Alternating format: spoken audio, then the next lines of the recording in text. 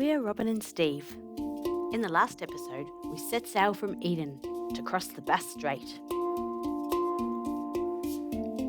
We'd been sailing for over 50 hours with no land in sight, and when I woke for my final morning watch, I still couldn't see any land. This is Wineglass Bay, famous for its natural beauty. Finally, land made a grand re-entrance. This was a nice way to wrap up our Bass Strait crossing.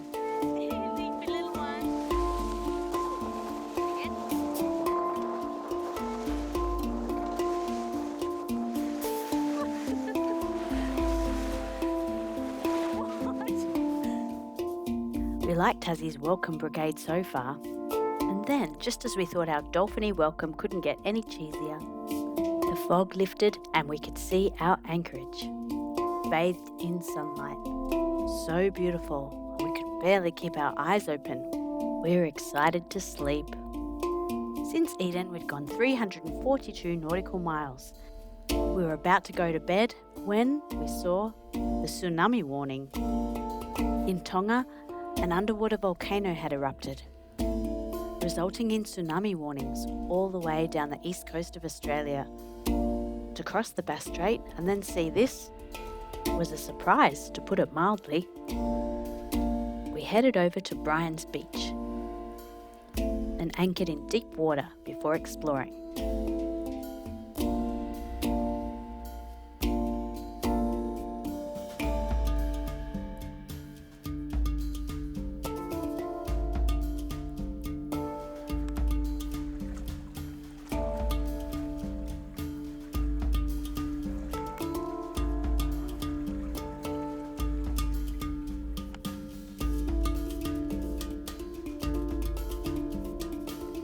If there had been a tsunami, it would have washed down the outside of those rocks, so we felt as tucked away as we could be.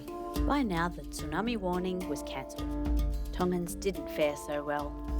We headed back across to Schouten Island to exercise our withering legs by climbing up to our old friend, Schouten Falls.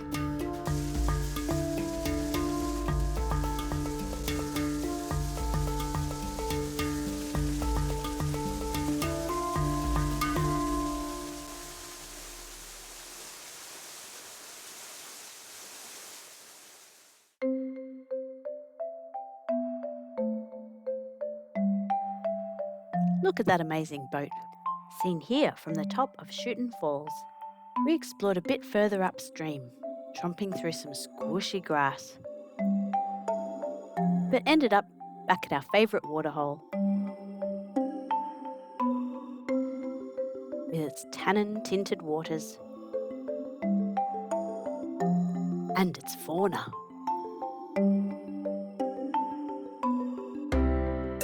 We reckon we've met this blue tongue before.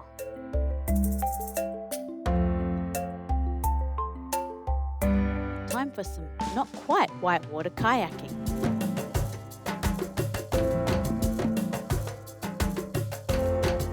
We didn't get far, but we did get a nice view of Bear Hill.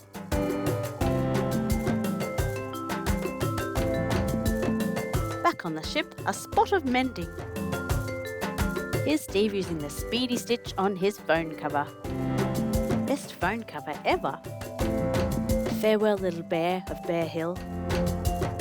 Our next stop was just south to Canoe Island.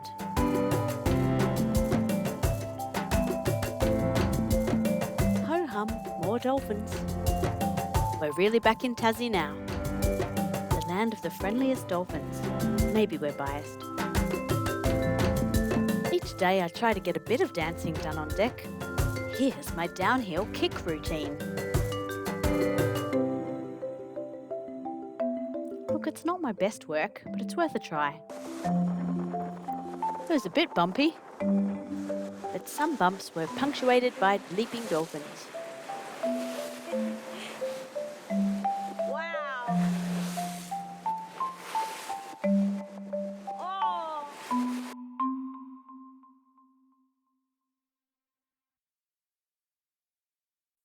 We were nearly at Canoe Island. It was given this name in 1642. by Abel Tasman in honour of Maria van Tienen, wife of the governor of Batavia. The original inhabitants of this area were the Kuthi-Kualaiti people. This is Cape Boulanger, with its distinctive rock features above and around. In the early 1800s, this island was used as a penal colony, but later the focus shifted to agriculture and cement works. We timed it well. The daytime tourists were leaving. We had the relics and the walks to ourselves.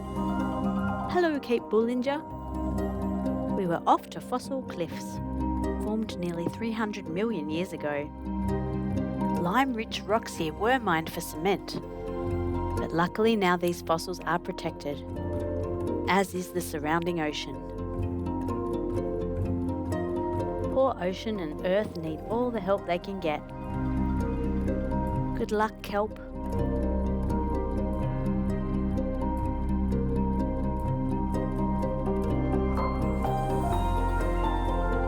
Although we didn't get to the highest peak, we got some pretty amazing views.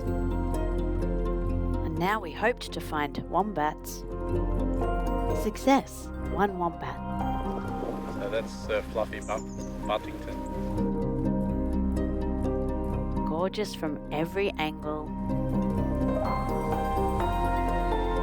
To be honest, then it just got ridiculous. Maria Island has a lot of wombats, and I didn't film them all.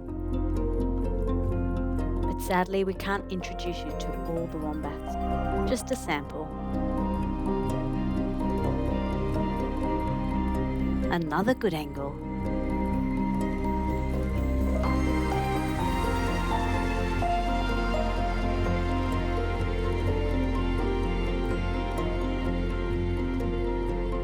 I mean, they're so cute it's silly, but let's give some other animals a go. I found Steve deep in conversation. He later told me that he felt like he had to do all the work in this interaction.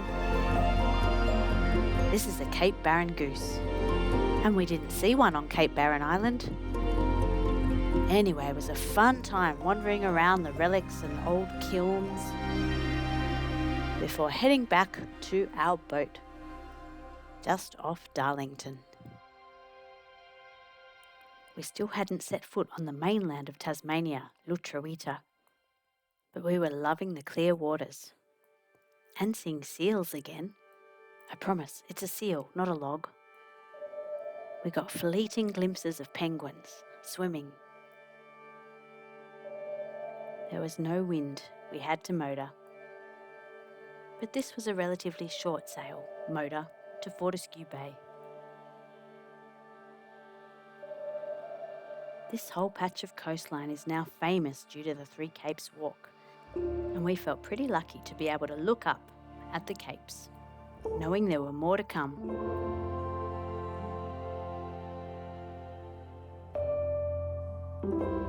Here are the Three Sisters. We'd made it to Fortescue Bay. We were nearing Canoe Bay when Steve spotted something. We quickly turned around to see a sunfish, a sideways swimming giant. I don't know, it's big. Sunfish.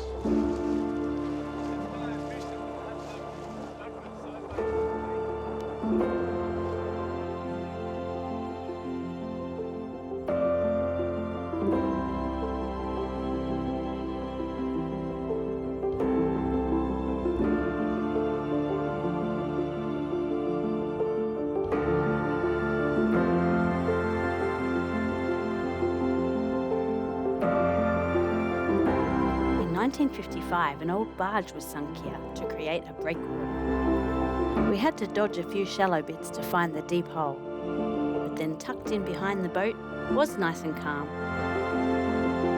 We explored by kayak first.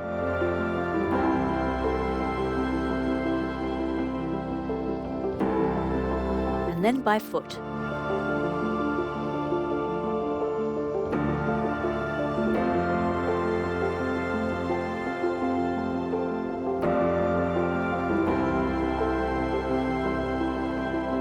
We encountered a snake at a safe distance? This is a tiger snake.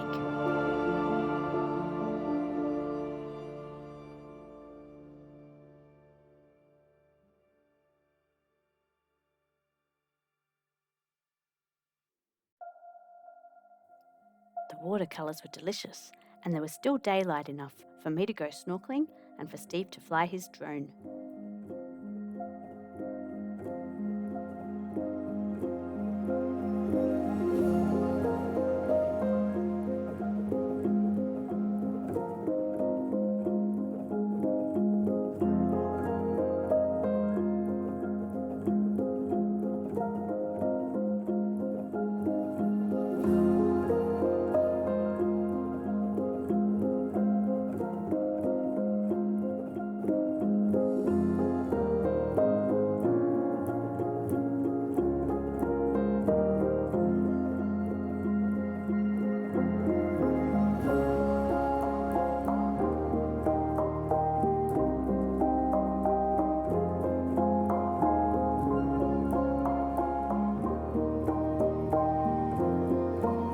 We'd been sailing for over a year now. Join us next time as we get closer to Hobart, passing some of our favourite places in Tasmania. My family come to meet us and our boat, and then we have to figure out how to get home.